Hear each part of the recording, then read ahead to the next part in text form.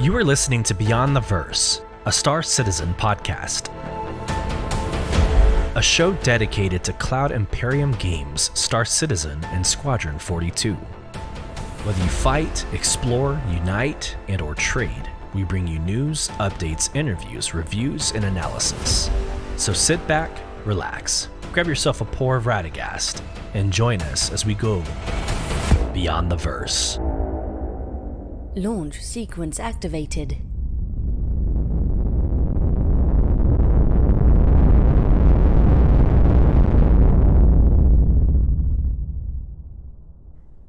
Hello, friends. Welcome to episode 11 of Beyond the Verse, Star Citizen podcast with your host, Sulyce. I hope this finds everybody well. We talked like 4 days ago, so there's not a whole heck of a lot as far as my gaming experience from the last show is concerned, but we do have a lot of information to cover. Before we do that, let's get into previously on Beyond the Verse. This, again, was 4 days ago on Monday for Memorial Day, and we had a phenomenal tribute show. The first half was dedicated to real-life Memorial Day. We had a video we saw with Jocko Willink reading a very motivational, very somber message about Memorial Day. And then we transitioned into the Beyond the Verse podcast. We covered a little bit of Inside Star Citizen's Storm Warning, where we talked about the RSI links, some reactions to it, and then we went into the storm, the Tumbril Storm. I got it right the first time this show. And a little bit of reactions to that. We went into Star Citizen Live, the All Vehicles Roundtable, and the kind of, again, I'm going to repeat, kind of an underwhelming Star Citizen Live, but it was still good information. It was still good dialogue. It still talked about the developer and the artist experience that's behind the game, which, again, I will always encourage you to go and dive into, especially as a backer to a game that is in alpha. So continue doing that, please. We talked a little bit about the Stand 7 race that was going to be happen. That did happen on Saturday, but then we went into the lore deep dive, which was a really cool one for me. We entitled it Warhammer. That's the name of the javelin that you can go and tour at each one of the orbital stations in this previous Invictus Launch Week event. But it was a really good, it was the first time we were able to take an event and really explain the so what or the why behind it, and maybe add some color to what you were seeing in the game. We did talk about a little bit of gaming experience, which I will transition into this episode here in a couple of minutes with it. But for this week in Beyond the Verse, we'll be talking about Jumptown 2.1. from a beginner's perspective. So how to accept the mission, how to get there, kind of the so what behind it. We'll go through this week in Star Citizen, the Galactapedia update, which is one full-length article and 20 short articles. We'll zoom through that pretty fast. The roadmap update in Roundup. There's some good Arena Commander updates if you're outside of the Persistent Universe, the PU. Today, we had the Inside Star Citizen, the Arena Reborn Part 1. That's exactly what I just mentioned. It's a 16.5-minute video on what to expect whenever the next patch comes out. There is a 3.19.1 patch note announcement that happened a couple of hours ago that we will also get into. And then we will wrap up this show with the final lore deep dive of time capsules into the 30th century or the 2900s that'll get us into the events of Star Citizen and Squadron 42. So today I even made a mental note. I'm not wearing my Squadron 42 shirt. I will be wearing my Squadron 42 shirt next week as we talk about the entire story and everything there is to know about Squadron 42. Before we really get into today's show, I kind of want to I kind of want to show y'all the end of Storm Warning, the Inside Star Citizen from last week. It's called Storm Warning. I mentioned the Dungeons and Dragons little excerpt, and I just want to share it for everybody to watch and everybody to listen to on podcast. I think it's just a really good icebreaker. I love that Jared Huckabee and the other individuals do these kind of after the credits, they do these kind of excerpts that you should totally stick around and watch every single week when they happen. But without further ado, let me just screen share, go on mute, show you all the video, and we'll call it. Here we go.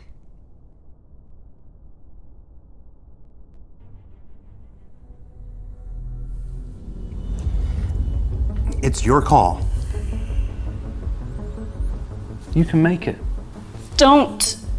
I believe in you. I'll step out. Roll a survival check. 14. You successfully exit the elevator. Just kidding. You're dead. I love that. I absolutely love that. Yeah, it's a short one, but that is a perfect segue into this show.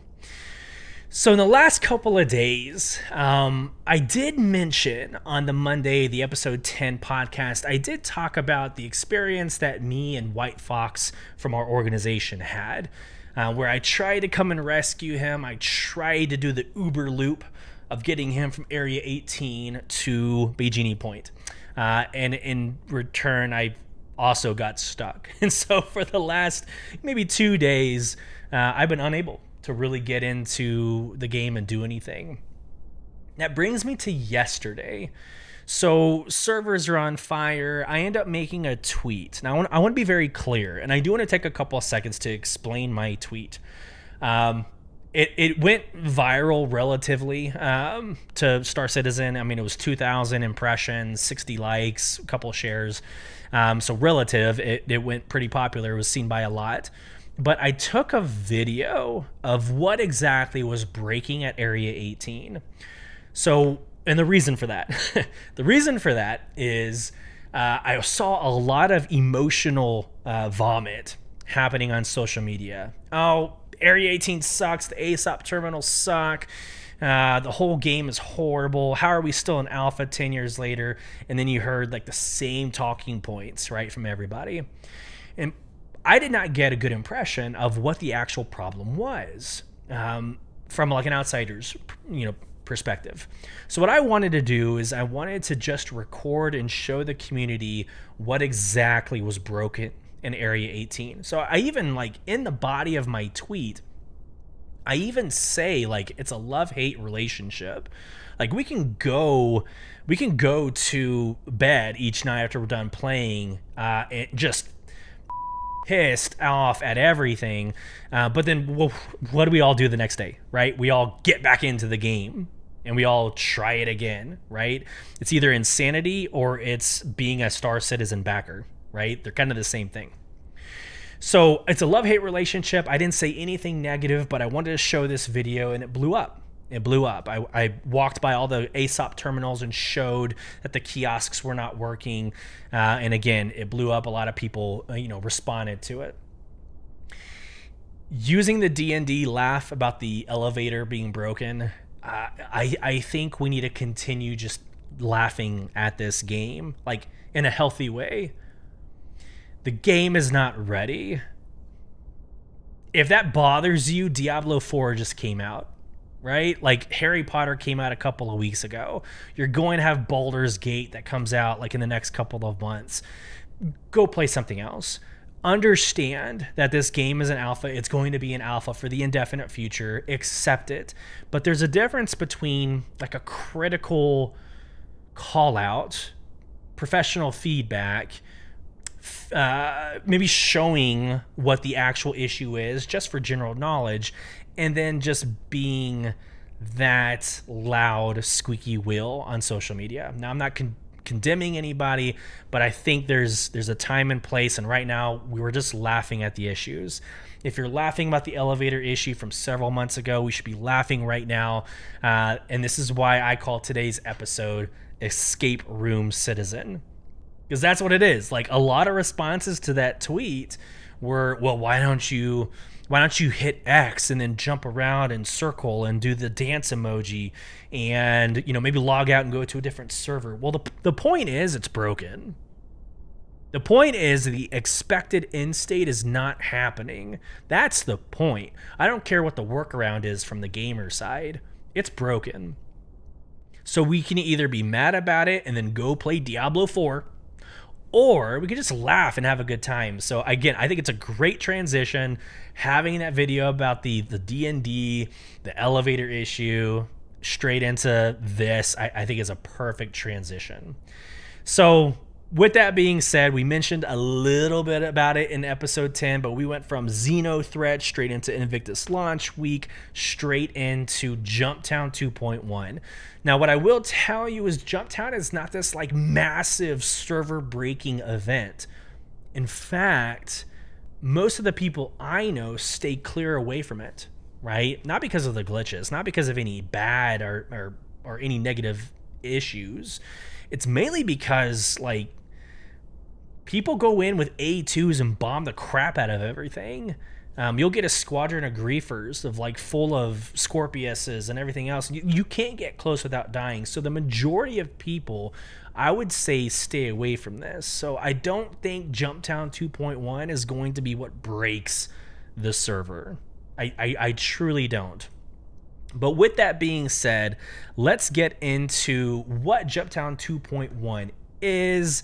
And we'll go through accepting the mission, how to get to the location, the dates and times and everything, and what to expect. So this is dedicated to those listeners and viewers that have never done Jumptown before.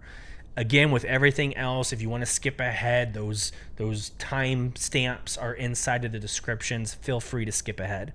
But Jumptown 2.1, straight out of the horse's mouth. Let's go. Accepting the mission. Open the mission manager in your mobiGlas and navigate to the priority category, either under the general tab for the lawful path or personal for the unlawful. This will give you both the coordinates of the drug lab and where to sell the packages. I don't think a lot of people know that there's two different types of Jumptowns. There's the lawful and unlawful. Some people just go straight to the priority tab because that is what you initially see, like you see here in this screen. They go to the priority and they accept the mission. But there's also in the personal tab, which is usually where your unlawful missions are. A lot of people don't know that. So there you go. I just helped you. Step 2, flying to the lab. The lab rotates. There you go. I summed it up. The labs will rotate from planet system to planet system. Quote, I'm going to sneeze here. Excuse me. Quote, the drug lab will be marked on your HUD and the star map. It may be in Crusader, Microtech, or ArcCorp space. If you're on the lawful path, you'll be taking the drugs to the corresponding Leo stations, Port Olisar, Port Tressler, and Bikini Point, respectively, which will also be marked on your HUD. If you're on the unlawful path, you'll be traveling to Grimhex for your payout.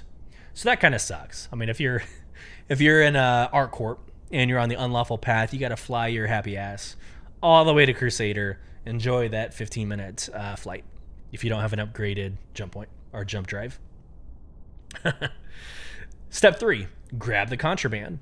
Once you arrive at the lab, your goal is to find the drug spawner inside, pictured here. This device will pump out 1 box of contraband every 30 seconds. This timer doesn't start until you grab the previous box, so you'll have to hold your position against anyone else looking for the same payday if you want to maximize your earnings.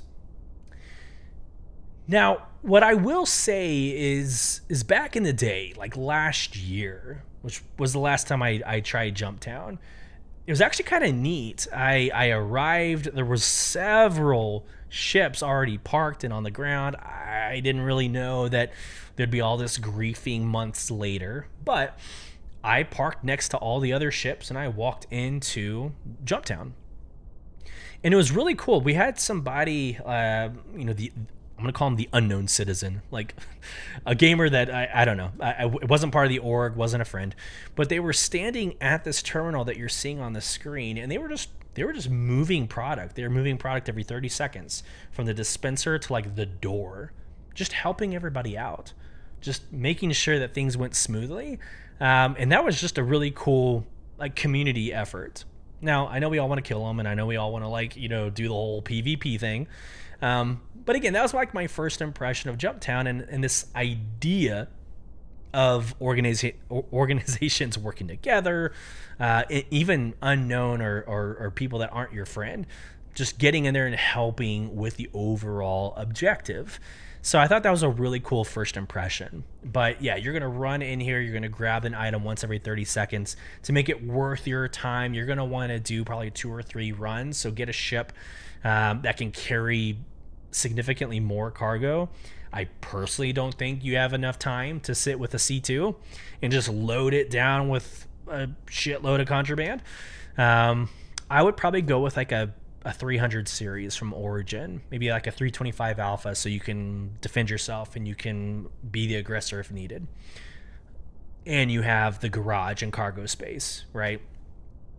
So my 2 cents, kind of a fun story with Jumptown. I went with my brother maybe 2 or 3 Jumptowns ago. Man, and we just got toasted. I mean, there was like a whole org just waiting there. And as we got close, they were like, oh, hey, not somebody in the org. And they just went after and, like I said, toasted us. We were done in seconds. So there's that. Wrapping this up, the Jumptown schedule. Here are your times. So again, back on Monday, May 29th, all the way through June 5th, right? At 9 a.m. Pacific. So it's going to end on June 5th, or 24 hours after that June 5th time. So was that June 6th? There you go. So I hope that kind of lays out the groundwork. Again, Jumptown, you heard Paul from the Astro Historian 2 episodes ago talk about like the neat background of the drugs being accidentally marked from the developer, accidentally marked as too lucrative to sell. Like it was cheap to buy. It was expensive to sell, or the profit was high to sell. And so that inadvertently created the first Jumptown, and then they just went with it. They were like, hey, this is a fun idea. So I think that's a really cool background story. Here we are again at 2.1 in the latter parts of May, beginning of June. I don't think it's going to break the game. I think we're all going to be okay. So there you go. Let's get into the Galactapedia update. So on Tuesday, along with This Week in Star Citizen's article, there was a Galactapedia update. It's 1 full-length article, 20 short articles. Sharing my screen now for those of you on YouTube. Here we go. I'm going to go ahead and go through most of this. I think in the past 10 episodes, I think I've gone through things so fast that to the podcast listener who might not be so familiar with this game, I'm doing them a disservice. So I'm going to go ahead and go through this pretty quick. I'm going to take my time on the full-length article because Magda Hurston is super important. But for the other 20 short articles, I'm going to read them as fast as I can, just so you have the audio soundbite. So here we go. If y'all remember back on Mother's Day, if you're a follower of my socials, back on Mother's Day, I posted like a picture of Magda Hurston. It's like, if you're a creator of an entire planet system, or if you are, a regular mom, happy Mother's Day. And so I find this kind of coincidental that now we're talking about Magda Hurston. A full-length article has been updated. I'm going to go ahead and click into it, and we're going to get into the architect of the planet, Hurston. Straight to the article. Let's go. Early life. The oldest child of Chesterfield Hurston and Mariah Park Hurston, Magda was born in 2833 on Ritiff, Bremen 2, at a hospital near the site of Hurston Dynamics, secondary headquarters. She received her early education on Earth, Sol 3, and attended the Haymore School of Economics in Geneva for her undergraduate and graduate degrees, where she attained a Master of Science in Organizational and Social Psychology. Her dissertation, Live, Work, and Play Employee Productivity in Controlled Environments, was selected as one of the winners of the Best Dissertation Prize for the 2854-2855 academic year.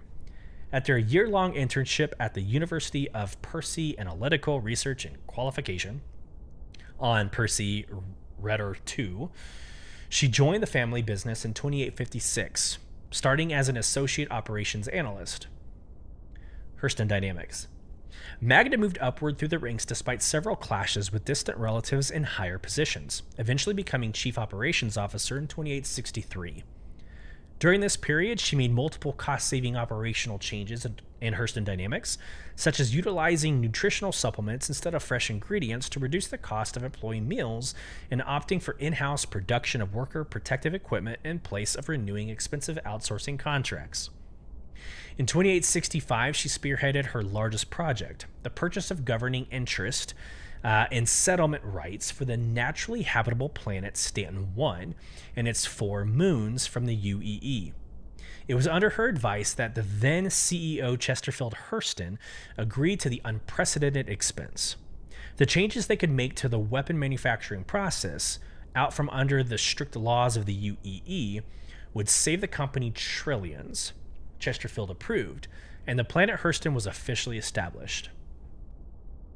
While Hurston Dynamics Mining Division broke ground on antimatter, precursor mines on the surface of Hurston, Magda supervised the design and construction of the first residential buildings that would later form the heart of the workers' district.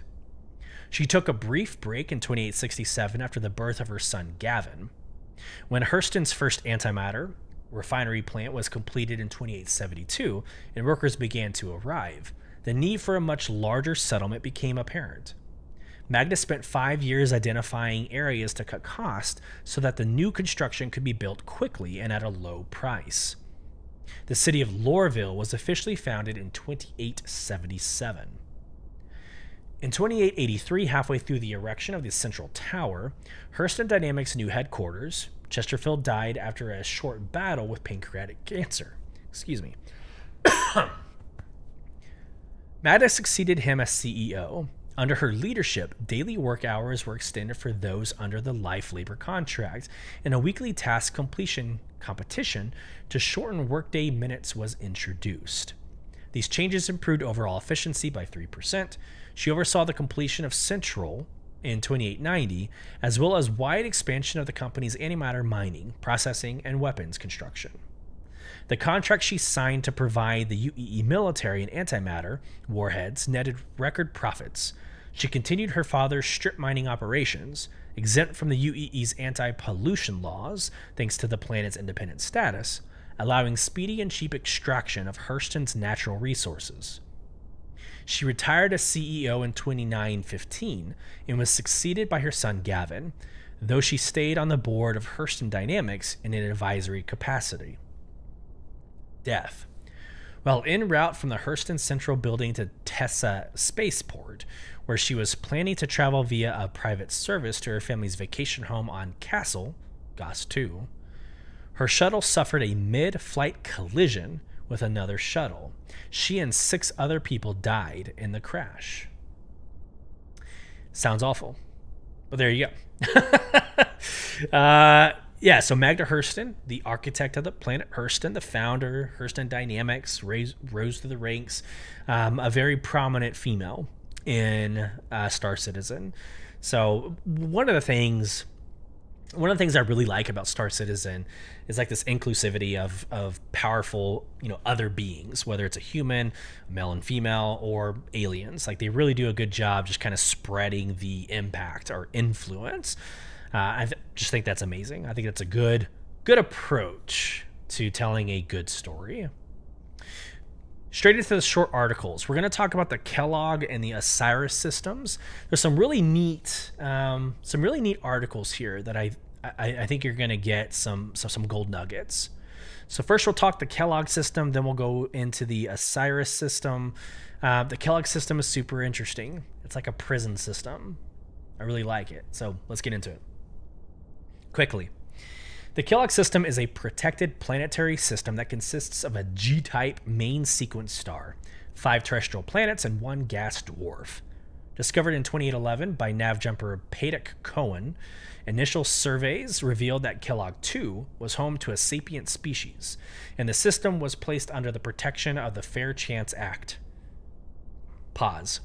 If you've been listening to any of my episodes, you know that the Fair Chance Act, the destruction of, or the genocide of species, is kind of where we're at now. It's this uprising of the Messer leadership. It's the takeover of the Messer leadership because of this inhumane behavior of terraforming planets. So, Fair Chance Act, super important.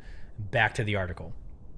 After 2 jump points to Vandul territory were discovered in 2815, the UEE Senate approved a plan submitted by Senator Daniela Argan of Locke, Idris 4, to establish a prison and an antimatter processing facility on Kellogg 6. Frequent visits from bounty hunters and haulers to the planet have made Kellogg the most high-traffic system under the FCA. So here's where we start getting into some really fun, some fun descriptions about the moons and the systems that are in the Kellogg system. So Kellogg 1. Kellogg 1 is a terrestrial planet in the Fair Chance Act protected Kellogg system, the closest world to its sun. Kellogg 1's surface is mottled with oceans of lava. Its atmosphere is partially composed of vaporized rock, which forms cloud that rain quartz onto its molten surface. A day on Kellogg 1 lasts nearly 3 times as long as its year. So here's kind of my question on some of these planets that have this kind of lore or this kind of background. What does it mean to gamers? Kellogg 1 is a lava planet. I can't imagine we would ever go there. Well, why would you go to a lava planet? Unless your ships can withstand lava. I can't imagine flying there and there be a space station or there be some mineral that you can mine. Like, it just, I'm curious if it's just an aesthetic, or it's a cosmetic addition to a system, if there's going to be a reason to it. I have all the questions on some of these planets, but hey, lava planet, Kellogg 1, awesome. Let's go to XIS, Shis. I don't know how I want to pronounce this. But anyways, Kellogg 2 is the second planet from the sun of the Fair Chance Act protected Kellogg system, a biologically diverse, lushly vegetated world, and it's home to the developing Orm civilization and is protected by the UEE Army patrols who enforce the FCA. Deep, multi-canopied rainforests and warm seas cover much of the planet's surface. That sounds awesome. I would love to explore that. The Orm largely reside in the temperate forests of the planet's polar regions. In the early 30th century, several freshwater slugs were smuggled off I need to figure that out.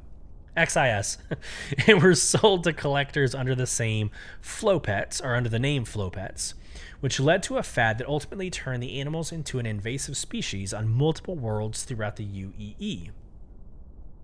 Yeah, I need to figure out what the XIS, like how to pronounce that. It's the Kellogg system. It's Kellogg 2.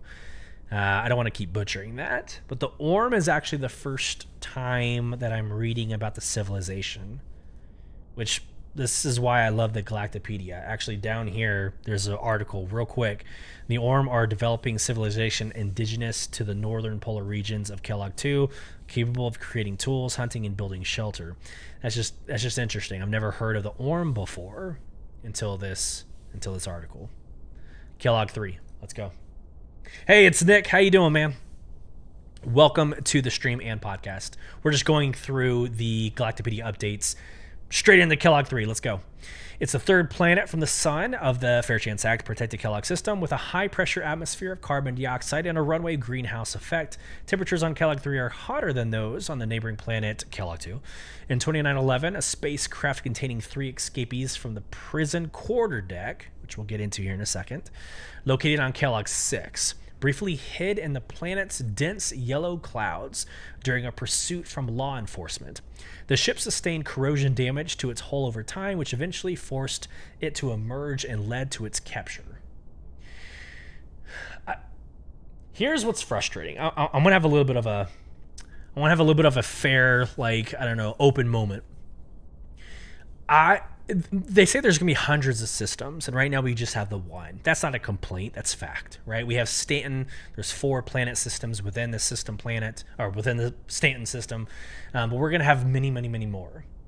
Reading about these planets is frustrating me because it's so awesome. Like, I can't wait to go to a planet that's lush in rainforest. What does that look like? What does it look like to fly an 890 jump into a rainforest? Like, that excites me. Like, it excites me to be able to live and breathe in that environment, knowing that there's going to be hundreds of these deliberately generated systems, not procedurally generated, not randomized, but deliberately planted systems and details. Like, I cannot wait. Cannot wait. All right, here we go. We're going to go quickly. Kellogg 4. Let's roll.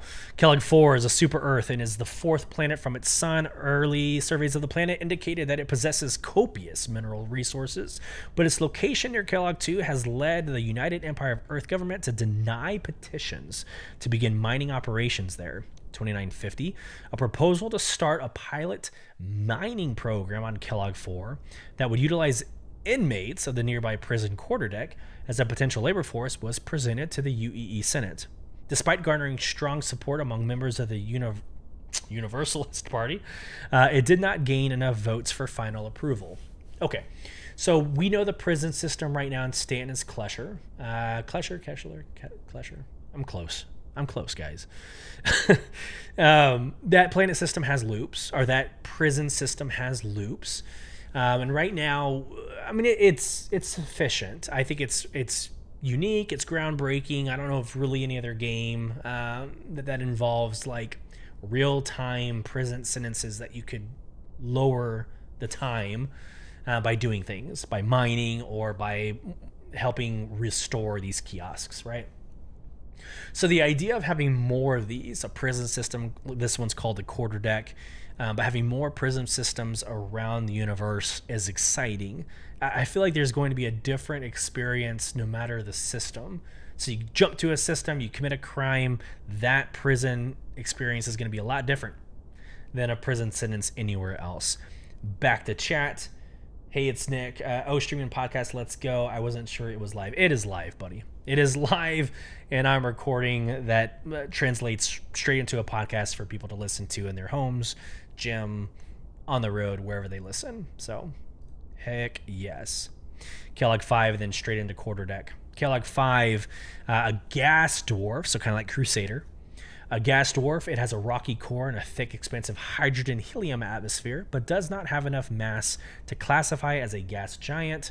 Resources from the planet are sometimes harvested and used to supply the prison on neighboring planet Kellogg 6, but only under close supervision from the UEE government.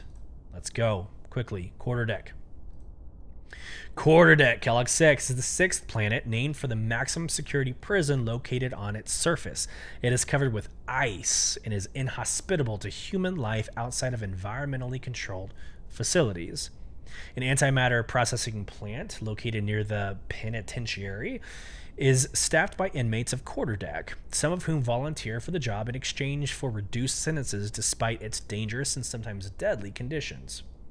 In 2943, Senator Gara Veras of Low, or Corral 3, proposed that in the prison and the plant be decommissioned due to its harsh conditions and track record of human rights violations. The proposal was defeated by a narrow margin, leading many political commentators to speculate that it will be resurrected in the future. Cool. I love the twist. I love the twist there. Justice Star Satellite. Actually, the first time I'm seeing this article. I think I skipped over this in my pre-notes. All right, the Justice Star satellite is a space station in Kellogg's system located at one of the Lagrange points of Kellogg 6's orbit. It serves as the central processing center for new arrivals to the maximum security prison quarterdeck. It also hosts a UEE court to allow for swift trials and sentencing when bounty hunters directly deliver wanted criminals. OB Station Pegasus. Situated at a Lagrange point in the orbit of Kellogg 6, it was created to monitor the planet Kellogg 2 and protect the developing Orm civilization that resides there from outside influence. Its staff is a mix of military personnel and scientists engaged in long-term observation of the Orm. All right, we're into people now. All right, so I'm saying Patek Cohen, 2786-2867, was a nav jumper most notable for his discovery of the Kellogg system in 2811. Born on Campos, LS4, Cohen began his career as a pilot for a private ferry service from Campos to neighboring planets Green, LS3, and Noble, LS5. He became interested in nav jumping after reading a biography on Antoine Lebec, and took on private training courses in navigation and detection in his spare time. It was his goal to eventually live in a system he discovered himself. After nearly a decade of searching, Cohen found a jump point to Kellogg, but was disappointed when the existence of the Orm civilization on Kellogg 2 came to light and the system was placed under the Fair Chance Act, meaning that he could not reside there. He retired from nav jumping in 2839 when his autobiography, A Refuted Dream, became an unexpected bestseller. Let's go. Halfway through. Daniela Argan. Daniela Argan, 2762 to 2838, was a UEE senator of Locke, Idris IV. First elected under a platform of revitalizing the economy.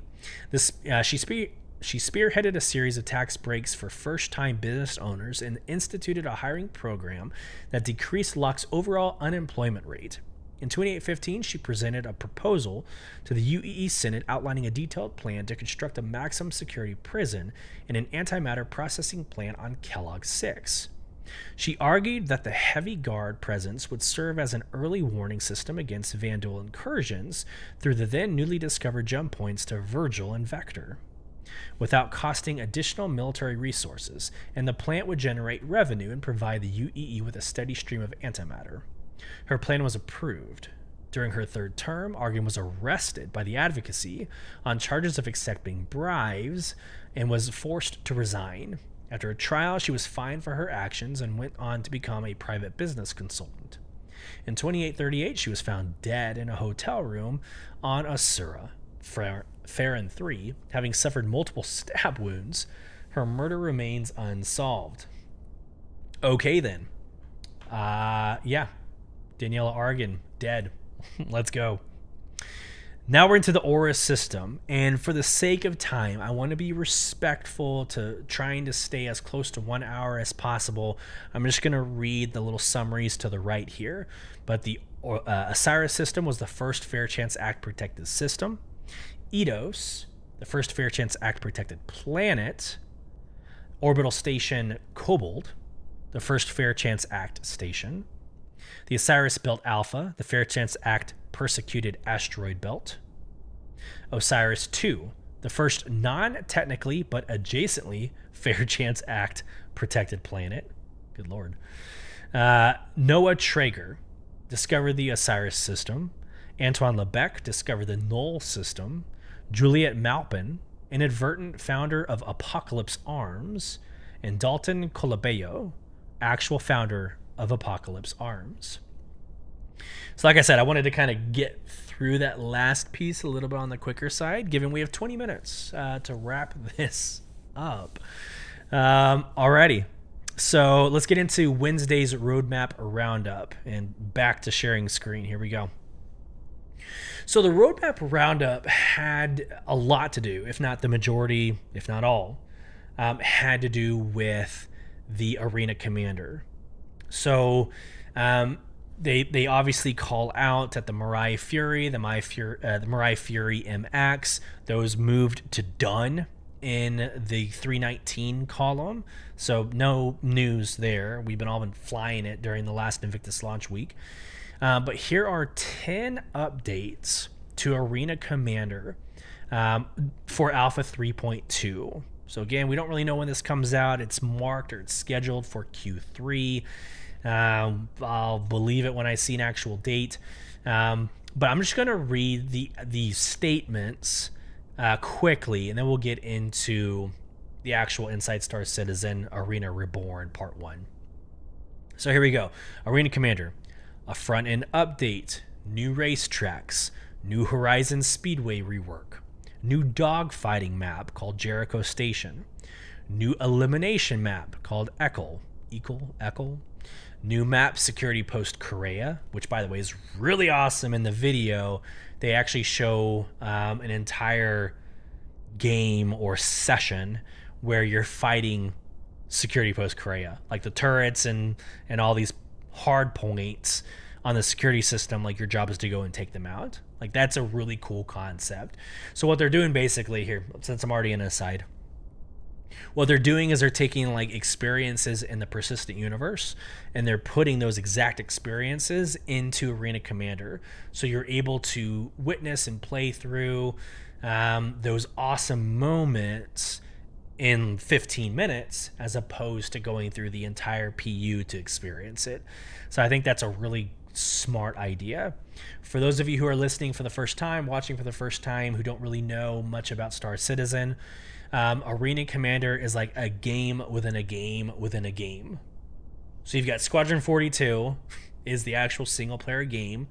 And then you've got Star Citizen, which is this persistent online game. So I hate doing this, but think of Grand Theft Auto. You've got Grand Theft Auto 5, but you've got GTA Online. You got Red Dead Redemption 2, but you've got Red Dead Redemption Online. It's the same concept. You got Squadron 42, you've got Star Citizen. Well, you also have a game mode called Arena Commander, which puts you into a ship. So either you're racing or you're dog fighting. It's a really awesome experience. I've only done it twice, so I can't really brag too much, but I've done it twice, mainly to get the Pirate Caterpillar and the Pirate Gladius. So get into that here in a second. Back to the article. New dogfighting map, Winner's Circle, and then experimental game modes. So one of the things that came out of Inside Star Citizen, the Arena Reborn Part 1, was this encouragement to go ahead and go get your Pirate Swarm badge now, because there's going to be a rework of the Pirate Swarm badge. So go get it now. If you get it now, you're able to purchase, when it's the season, you're able to purchase the Pirate Caterpillar and then the Pirate Gladius. So it's really cool. You should do it anyways, but go get the Pirate Swarm badge. You got to go through all 10 stages. And then you'll get your badge. When this launches, it's going to replace the credentials on what it will take to get that Pirate Swarm badge. So I'll go back again when it releases and I'll get that badge as well. Just a public service announcement. Do both. Go do it now before 3.2 drops. And then when 3.2 drops, go get your new badge. Done. Okay.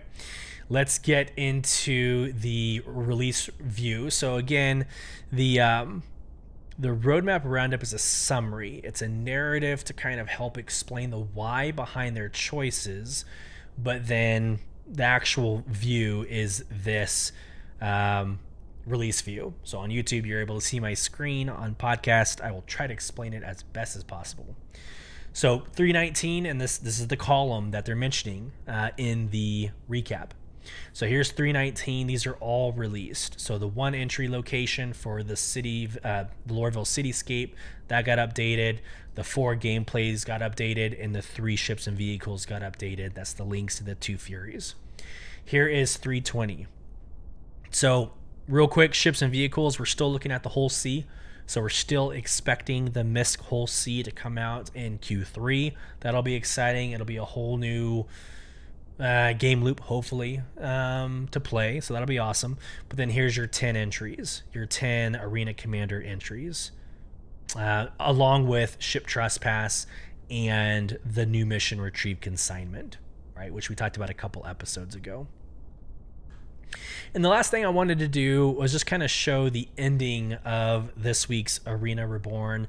Not that the ending was like super funny or worth, showing you again, but he always does. This is Jared Huckabee. He always does a really good, so what did we learn this week? And he does a really good recap. So if you do nothing else and you just want to know what you missed, here is the end of Arena Reborn Part 1. Here we go. Going on mute. So, what did we learn this week? Well, we learned that true atmospheric flight is coming to Arena Commander for both racing and fighting modes. That locations from the persistent universe are being brought into the simulation to let you test your mettle easier than ever before. That this becomes more and more important and valuable as the PU continues to move closer to the death of a spaceman in the future. And that all of this would already be the biggest update Arena Commander has ever seen, but there's even more stuff coming next week as we look at Star Marine editions, including Tonk Royale and the implementation of experimental modes that aim to return Arena Commander to the feature and technology testbed it was once intended to be. And then, back in the PU, I hear there's a Jumptown going on at the moment. Oh, I sure hope it's safe. For Inside Star Citizen, I'm Jared Huckabee. Thanks for exploring the process of game development with us, and we'll see you all here next week.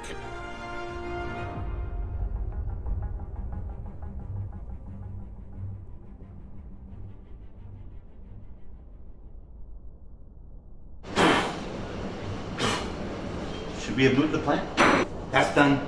It's time to own some noobs.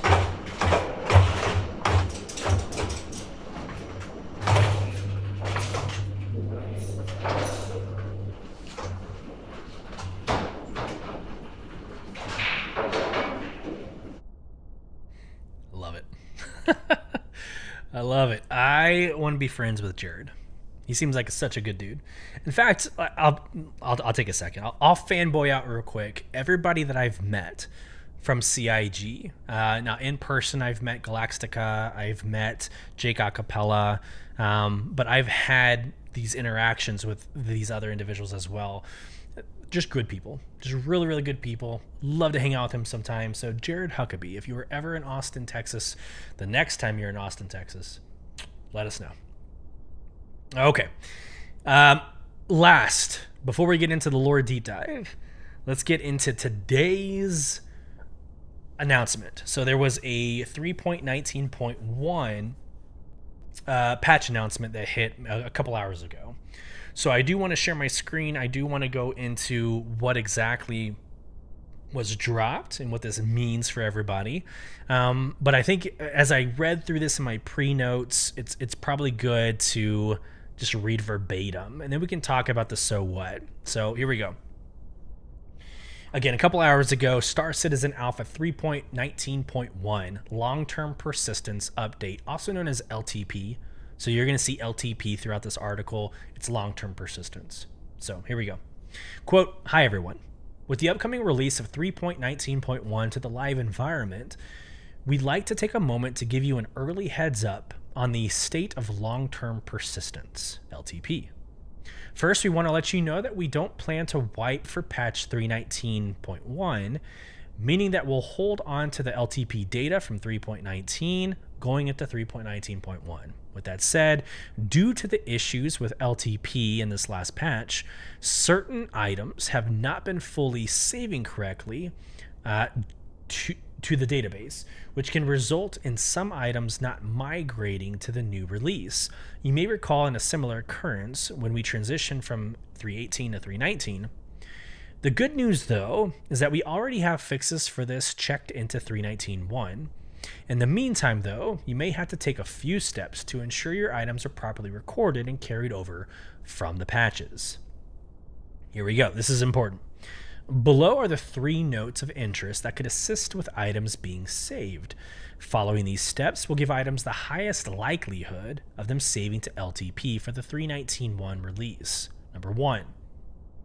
Ships and FPS items are not saved to LTP in all instances of 3.19 if they were never pulled out and put back inside an inventory. Transferring FPS items from one inventory to another will create an LTP record for that item as long as you're the owner of the destination inventory, i.e. your own ship or someone else's, not someone else's.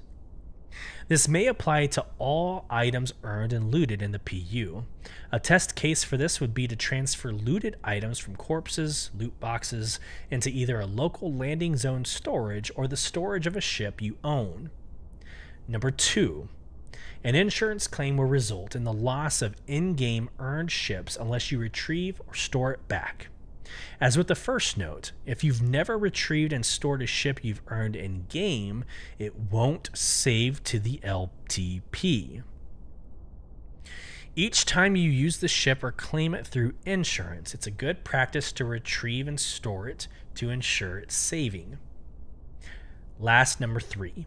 As with all normal LTP transitions, we are not persisting items such as consumables, ammo, food, etc., rented ships, and refinery jobs. We hope that this information will help you maintain your inventories as we transition to 319.1 soon. And as a reminder, this particular issue has already been resolved in 319.1, so hopefully we can avoid these types of necessary steps in the future. Thanks, and we'll see you in game. All right. End quote. I know there's some of you out there listening to this and you're like, seriously? Game's 10 years in alpha and they can't figure out how to transition into a patch. Look, just smile and nod and do it. There's 3 steps. Just do it. If you have that one item, you got that one mask that you've been dying to get and you finally got your hands on it, just do these steps. Move it from one inventory to another as long as you own it, just to ensure that there is a save instance that'll transfer over into 319.1. Just do it. It's a small step to get into the new patch. They already said they fixed it for further patches, hopefully. So let's just do this. Let's get through this and let's get into the next patch with all of our items. I'm glad they're not releasing or they're not doing a full reset. I kind of feel like it's needed after Invictus launch week. I don't have any data to back that up or as to why, but I don't know, it just feels like a good hard reset would be necessary. But again, I have no data to support that. Okay, here we go. So we're going to transition into the lore deep dive for this week. And I want to make sure we transition appropriately. Now, this is the last time capsule drop that we're going to have in Beyond the Verse Star Citizen podcast. So I'm going to do a little bit of a recap, and then I'm going to go through our 3 articles. So bear with me as we do a little bit of a recap starting now.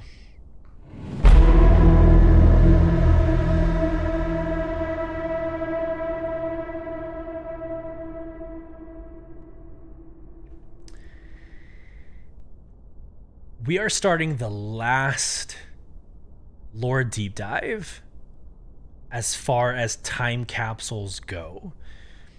In the first 10 episodes, we have taken listeners and viewers from 2023 in real life, fast forwarding 930 years to the current state of Squadron 42 and Star Citizen.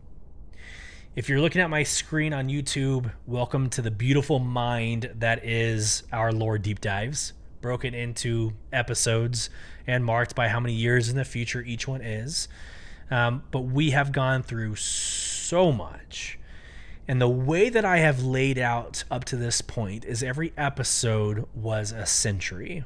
So we have gone all the way to the 30th century into the 2900s, and that is where we end up today. Now, we have had one break where we chose to go into Invictus launch week, right? So episode 8 was Invictus launch week. And then we had episode 10, which was dedicated to Memorial Day, and we covered the Javelin Warhammer. So besides those 2 episodes, episode 8 and episode 10, all major events have been covered in this podcast.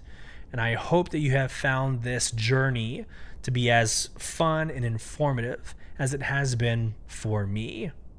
Some of the things I want to plan doing into YouTube is actually taking these videos of reading the lore snippets and making them actual videos. So just to log each one of these major milestones where it's easy to digest and easy to go to. But today we do go into, like I said, the 30th century. It'll take us all the way up to Squadron 42.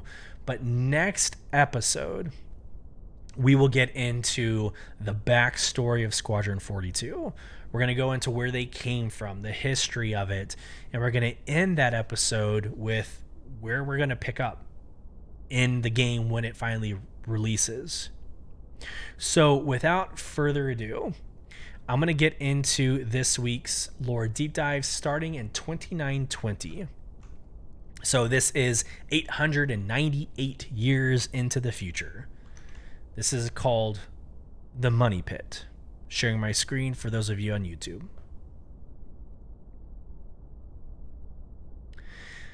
The Terra Gazette News.org archive, originally published May 28th, 2920, in the editorial section. Quote, Financial Jump Point by Callie Hanks. There is a space anomaly out there. It's a jump point of sorts that no pilot or ship will be able to navigate because it will only let money go into it, and that money is never to be seen again. I'm talking, of course, about this synth world nonsense. It's almost been 50 years since they announced Project Archangel, and frankly, what have we got? To me, it seems like we're no closer to synthesizing a world than we were back then when it was all wide-eyed promises and hope.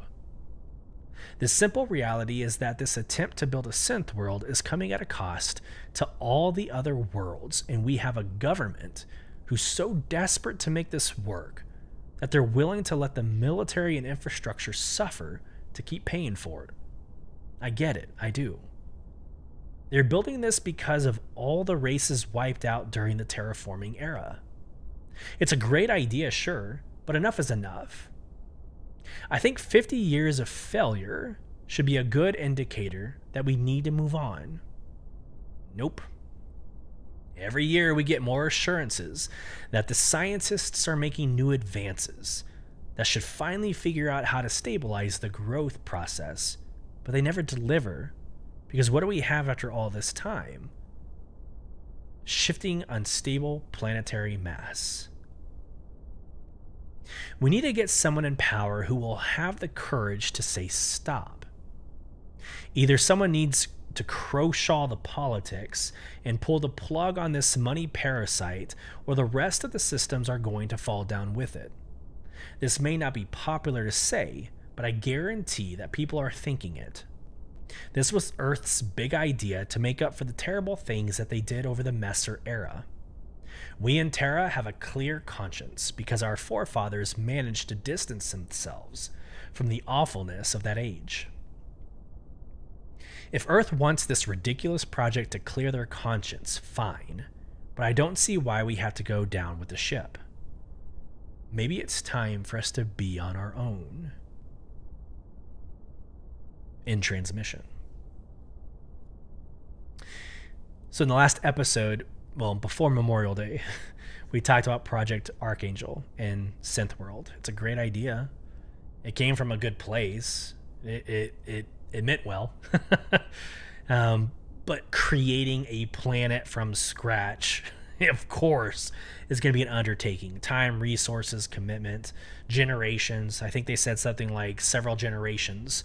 It would take several generations for them to build the first synth world, right? So yeah, the patience is wearing thin. But I think the importance to me of this article is that last sentence, quote, maybe it's time for us to be on our own. So up to this point, we've had this UEE umbrella. It's ran and governed, or it started with like UPE, now UEE. It ran and governed everything across the entire universe from a human perspective. And from the time capsule perspective, this is the first time that we're getting this descent. That we're getting this idea of breaking apart of the UEE. So I think that is super impactful, bringing us into the next article in the year 2928 called Campaign Promises. Before we get into this, you heard a little bit about it, like it's time for a new leader, it's time for a change. We're going through the first part of the 2900s or the 30th century is this transition period. New leadership, new goals, new direction. So this is the first time that there is a campaign or a leadership push for somebody new. So 2928, entitled Campaign Promises. To the UEE Subcommittee of Spectrum Approval. The Kilos Costigan election spot. Ad begins. A budget spiraling out of control. The Synth World project's future in question. Vandal attacks on the rise in the Western systems. Problems for us all, sure, but it's tough to keep in perspective when you're trying to support a family. In these times of economic instability, you want an imperator that will right the ship and set it back on course. That candidate is Kilos Costigan. An economic strategist for over 2 decades, Kilos helped dozens of worlds reach the technological equality that most of us take for granted. Policies enacted in his second term as High Secretary yielded the highest single-cycle growth in 37 years. He has the experience and the knowledge to help get humanity out of the red and back in the black. In title text. Please search Kilos Costigan to learn more about policy. This message was created under the approval of Kilos Costigan Campaign, UEE Organizational Code, and then a bunch of characters. I'm not going to read them all. In spot.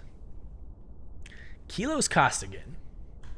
I feel like we're going to see his name in the next couple of years.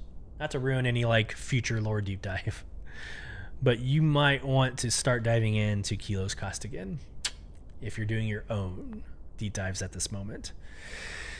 And that brings us into the final time capsule. 2934. A Dreamer Dreams. Quote, Burning Sky, a Squadron 42 adventure.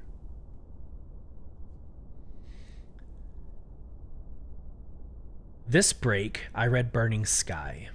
It was really good. It was all about Squadron 42, who are awesome. It takes place in 2910, when a bunch of Vandal warships attack their carrier. The main character was Lieutenant Terrence Nolan. He was from a small town in Elysium system, sort of like the one my cousin lives in. He joined the fleet instead of going to school because he wanted to see the stars. There was a good scene where he was out in the fields looking up at the sky and wondering what was out there. He wanted to see what nobody's ever seen. That was a cool idea. Are there whole groups of aliens that we haven't met? I never thought of that. See, when I'm a pilot, I just want to see a nebula, a big one. I think that would be max. After flight school, Lieutenant Terrence Nolan went to the eastern sectors. He was part of a patrol wing along the Xi'an border. He was pretty bored because nothing really happened.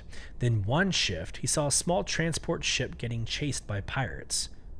Even though there were 4 pirates and Lieutenant Nolan was alone, he attacked. It was crazy and his ship was getting all shot up, but he got 3 other pirates before the other pirates showed up. Before the other pilots showed up. And he saved the transport. After that, he got congratulated, then lectured by his commander. He was mad because it was stupid for him to take on 4 pirates on his own. That was how he got drafted into Squadron 42. They like that kind of stupid. Lieutenant Nolan gets transferred back to the Western Systems. Now he's part of the squadron. While the rest of the fleet runs from the Vanduul, they go looking for a fight. They're like the only thing standing between our system and a bunch of raiders. Their commander is this smart, tough lady named Arya Riley. She's been like fighting her whole life ever since her town was burned down by raiders. Their carrier was heading past the settlement systems into unclaimed space. They were hunting. After like 2 weeks on the carrier, it seemed like no one liked Lieutenant Nolan. They all thought he was a wimp. But then the next morning, their ship got ambushed by a bunch of Vanduul scythes, like 100 of them. Lieutenant Nolan and the other pirates jumped in their ships and blasted off to fight them. The battle lasted 6 hours. The fighters twisted through space trying to blow each other up while the carrier battled a Vanduul destroyer that was lying in wait. It looked like they were going to lose, but then Lieutenant Nolan took command of the pilots that were still alive and fought back even harder. They didn't give up no matter what. Reading this book was really fun. It was a little boring before the battles, but I'm glad I stuck with it. My dad says that he remembered when this happened back when he was a kid. He loves the 42nd Squadron too. He says he's got a bunch of other to transmit me. I hope that I am just like Lieutenant Nolan when I become a pilot. I think everybody should read this. That's my report. In transmission.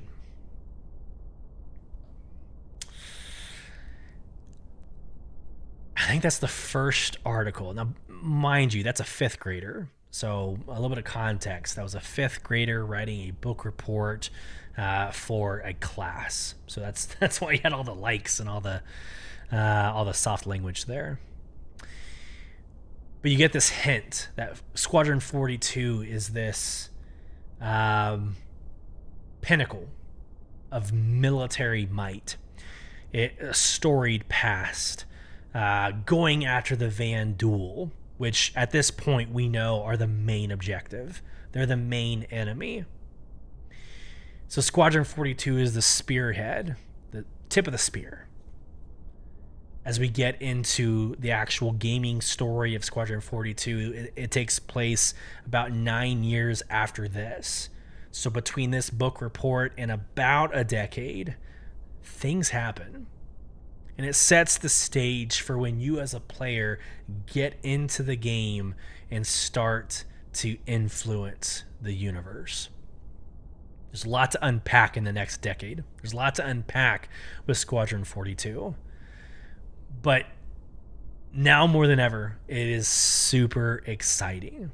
You can read into whether or not taking down Squadron 42 from the pledge store means anything. I know Xylo came in and said, we're increasing the price, whatever. We can surmise all we want, right? We can think that there's more. But I believe Squadron 42 is coming close to being wrapped up.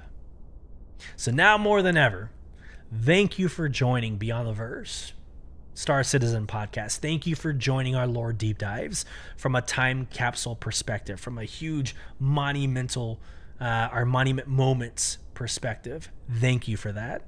I look forward to the next several episodes where we actually get into deep diving subject matter, actual wars and battles and what it means and who these people are, going beyond just the milestones. I'm definitely looking forward to that. Episode 12 is going to be amazing, where we cover Squadron 42. And then episode 13, we're going to be driving into the events currently in Star Citizen. So with that, I hope this finds everybody well. Take care, and until next Thursday, safe travels as you traverse Beyond the Verse. You've been listening to Beyond the Verse, Star Citizen podcast with your host, Sulyce. Join our in-game organization, Soul Provision, by applying at www.robertspaceindustriescom/orgs/provision. You can get involved in the conversation with your questions, comments, or emotional outbursts by emailing us at starcitizenbtv@gmail.com. Watch us live on Thursdays, 8 p.m. Central at youtube.com/@StarCitizenBTV. and follow the conversation over at Twitter and Instagram, both at /StarCitizenBTV. Once again, thank you for joining us. We hope this finds you well. Until next time, safe travels as you traverse beyond the verse.